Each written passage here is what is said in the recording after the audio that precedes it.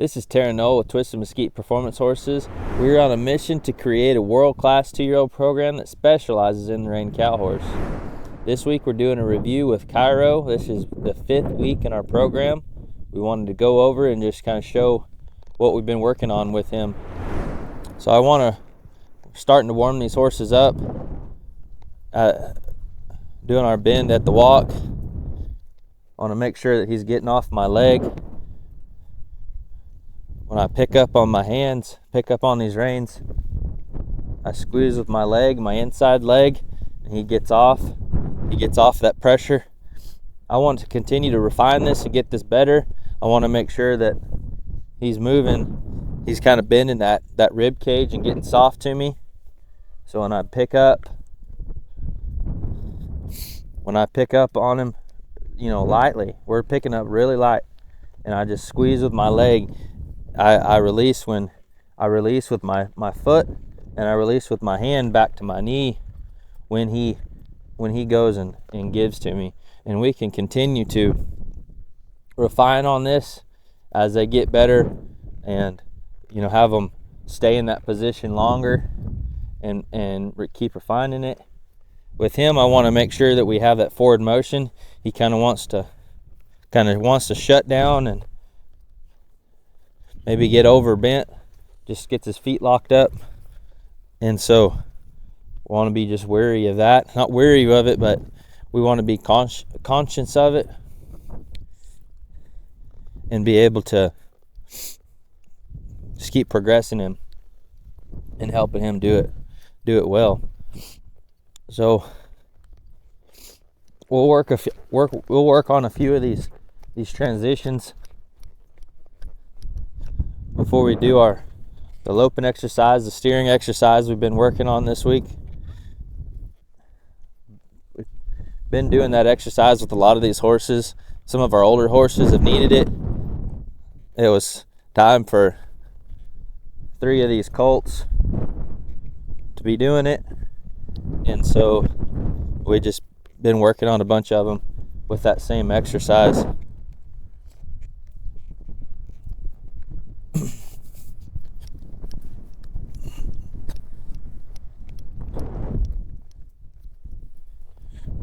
I'll release after he gets soft to my leg and my hand right there.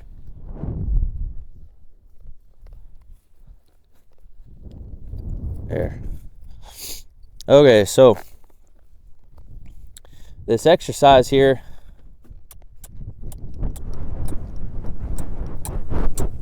I'm going to be able to pick up this lope, have him on a loose rein. If he veers off this fence, I want to pull him back towards that fence. When we get to this corner, I want him to go up in this corner pretty deep. If he veers out of it, I'm going to take him into that corner, and we're going to go again. He might kind of booger at some of this stuff.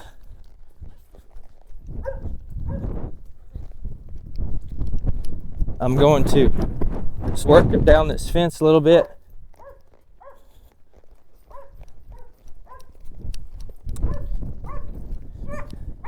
We had that storm blow in last night, so these horses feel pretty good.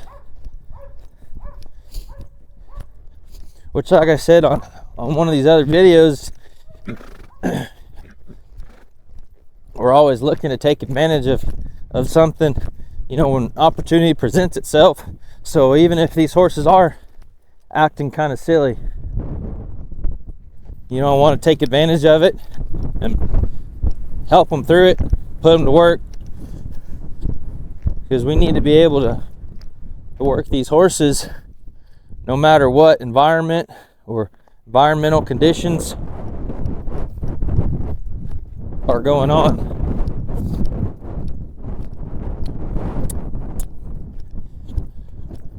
So this is helping our steering. It's helping him get comfortable and travel at that lope. See, he drove deeper into this corner here, so that was good. He didn't booger about all this stuff over here as much. That was good. He come into that corner pretty deep, so I'm going to come up here just like we worked on a few weeks ago, kind of riding those diagonals. But we're just kind of refining that this week to where I want to pretty much stay at this lope through the whole process.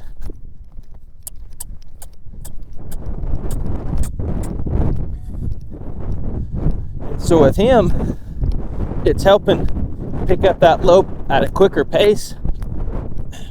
So if he breaks down to a trot, I want him to know that we're needing to pick that lope up when I continue squeezing him. And so this is helping that. It's helping, you know, at time or two he's still kind of stumbled around a little bit.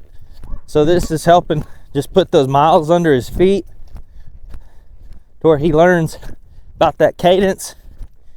He learns about carrying my weight, learns about trying to be balanced.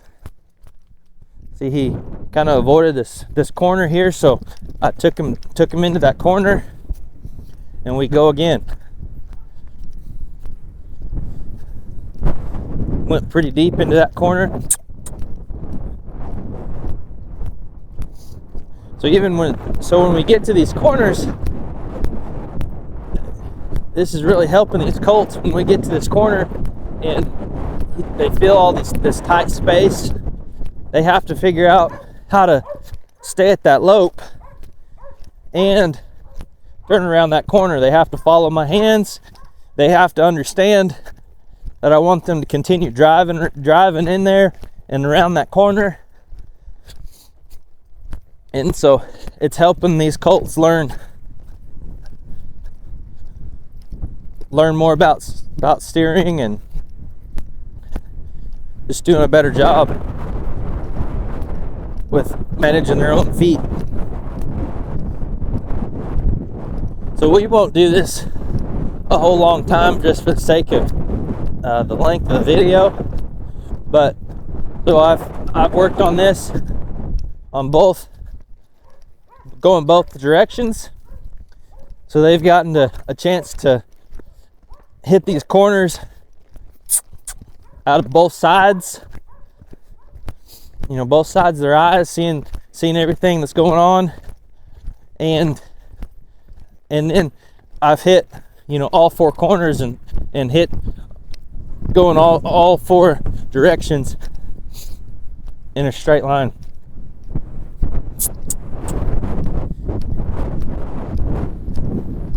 See, if he breaks down to a trot just like he did right there, I'm going to let him do it, and then I'm going to kick him back up into that lope, because I didn't ask him to come back to me.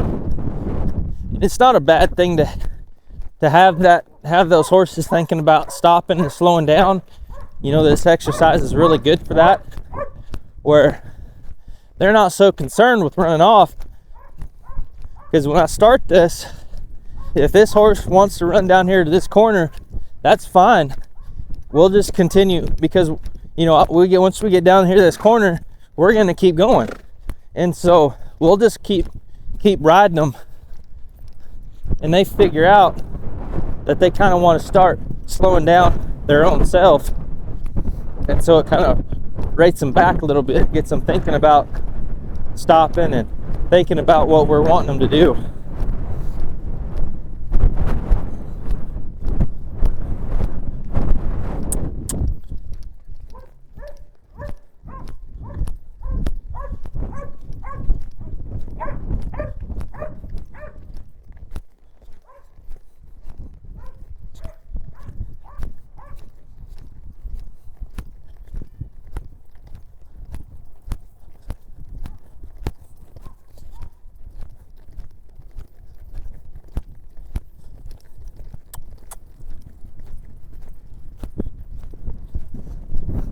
I'll let him come down to this corner and kind of bring himself back down to a stop himself. Let him rest here a second. You know, but if you've noticed, those first couple weeks of loping this horse around, you know, sometimes he'd kind of stumble, sometimes he'd kind of trip over himself a little bit. And, you know, so just the more we've worked him, more we've worked on these different exercises, the better he's gotten. to where he's getting better at controlling his own feet. He's understanding how to move his own feet when I'm asking him to do specific exercises and step around in a specific way. When I'm asking him to get soft.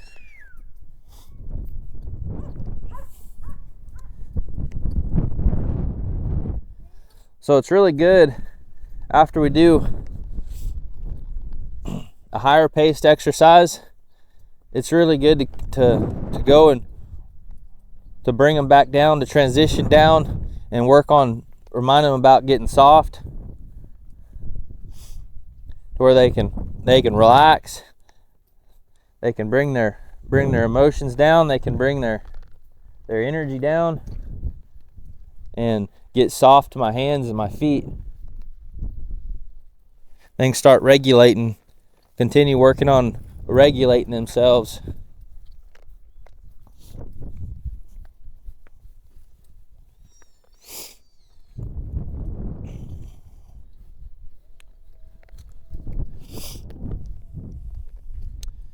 So we've continued to work on this drawing down to a stop. If we might show you here, if he, we started refining it to where if he doesn't move, if he doesn't stop his feet right off the bat, we have a deal we're doing that helps refine that. We might so if these horses are kind of getting forward on you, these young horses are not thinking about stopping too much, there's a deal we can do to kind of help them through that, and we'll kind of see if we need to do that with him or not.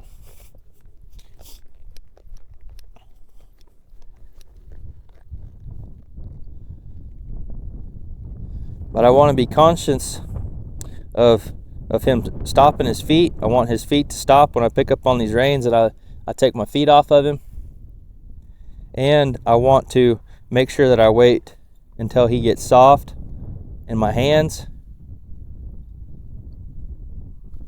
Just like that.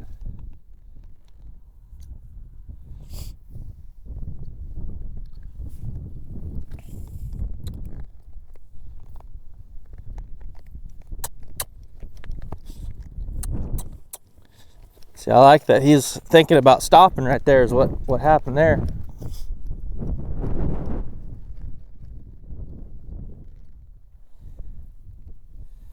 He is stopping. He's still kind of, it's not so much, we kind of want to have a little bit more urgency about it, but he's stopping. He's getting soft on my hands.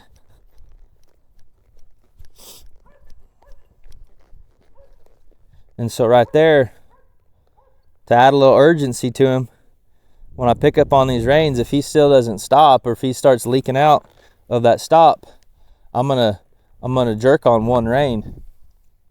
Now I'm not gonna do that every time, because I don't want him. So if he starts anticipating me jerking on him, I don't want to jerk on him. I don't want to start a habit of him starting to brace against my hand. But it's more of a reminder, adding a sense of urgency to that stop. See, that was a lot better. Is a lot better stop right there. He started thinking about coming back to me and rating down.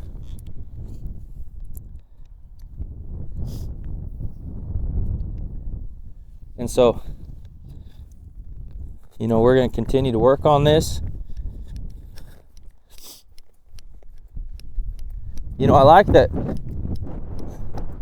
I haven't even, we haven't started asking him to flex vertically, but he's already kind of thinking about doing it. He's already thinking about giving to me and giving to his hand. And so right there, I asked him to stop, and he kept going. He kind of leaked out of it. He didn't have a sense of urgency about him. So I reprimanded him.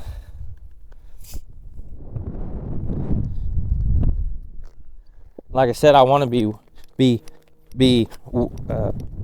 aware, is if he starts anticipating me pulling on that rein, I definitely don't want to.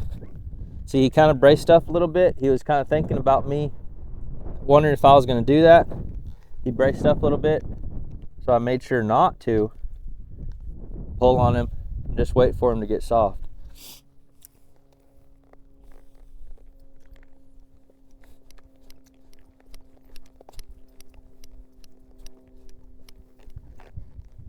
See, that stop was better. He kind of braced up a little bit, expecting me to yank on him. Like I said, we just wait for him to get soft.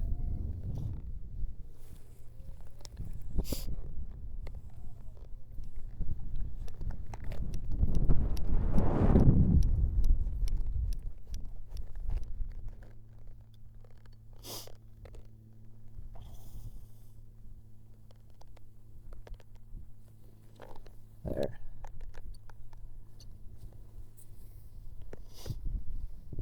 So now that we've been loping him around a lot more, we'll be able to, I do think that these stopping him two reined with two hands from a lope will be a lot better.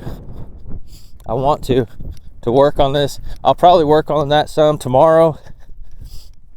I want to get this a little better at a trot, where he doesn't brace up against me so much.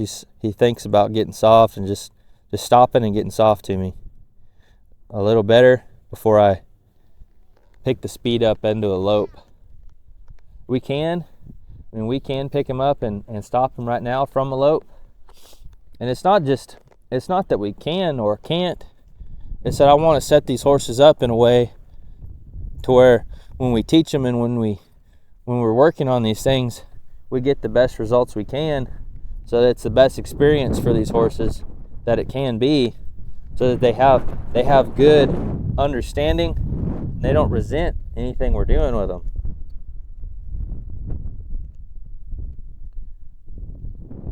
Want them to get soft right here. There. And so this week, we've been also refining our backup. And so when we're teaching him, I want to put my leg back here, disengages his hip, and then I want to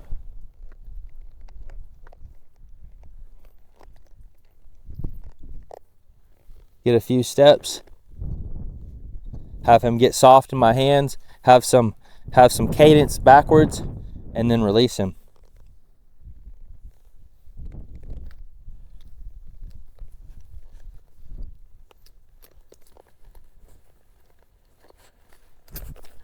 Want him moving that hip. If he doesn't move that hip back very well, I'll kind of pick up on those, or I'll kind of get him with my spur a little bit.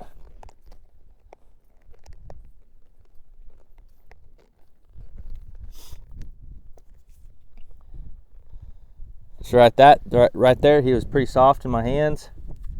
His head wasn't very low, but right now, I want a softness there, and I'm working on having him be soft in my hands, have some cadence backwards, and have him understand when my feet are on him, or when I'm asking him to stop and come back. So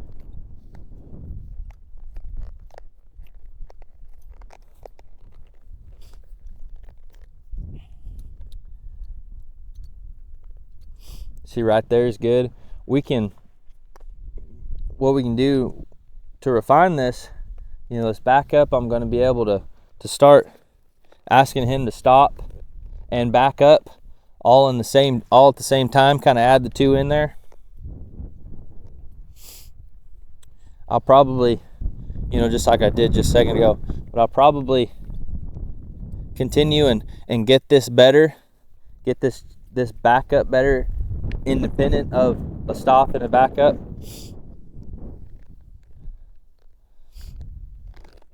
But I can teach these things all in different parts, and then I can work on these things independent of each other. And then once you get those good, then you can start adding those different elements together, and you can build different types of exercises. And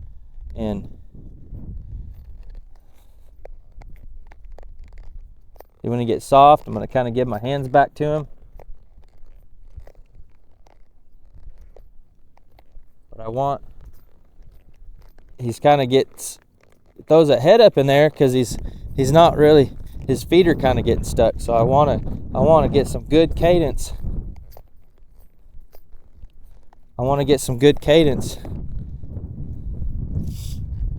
Some good cadence backwards, and quit him when he's soft in my hands.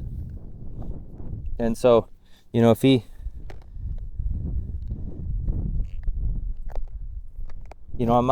I might quit here.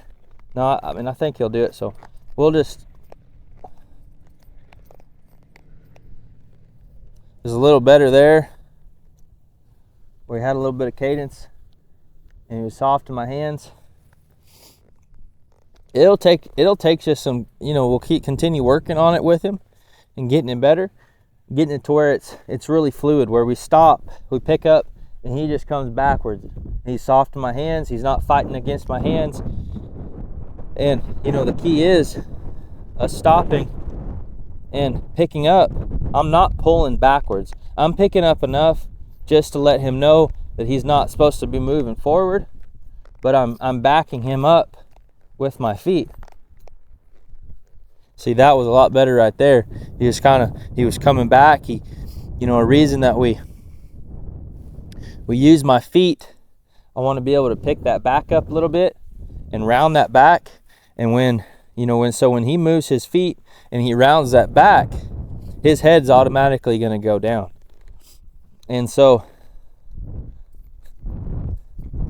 when he picks that back up, gets those feet moving, he's going to lower that head. See, right now his back's kind of hollowed out.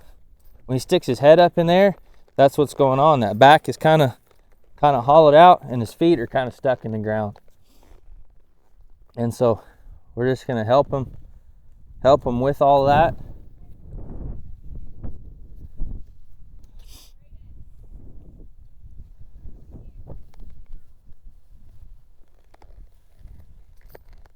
I want to lean back, roll my spurs up either side. See, he's giving to my hands. He's not moving those feet. I get a little bit of cadence right there, and then quit him. If he goes forward, I'll bring him back.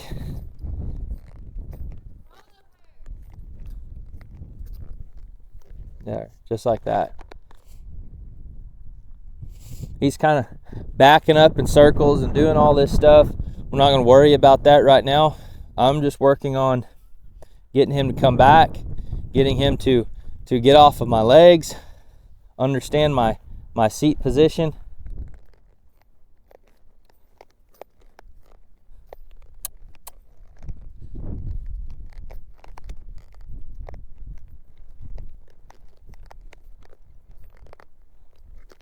There. I'm not trying to get a whole lot of steps, but I'm trying to kind of refine it to where he understands a little better what we're wanting him to do.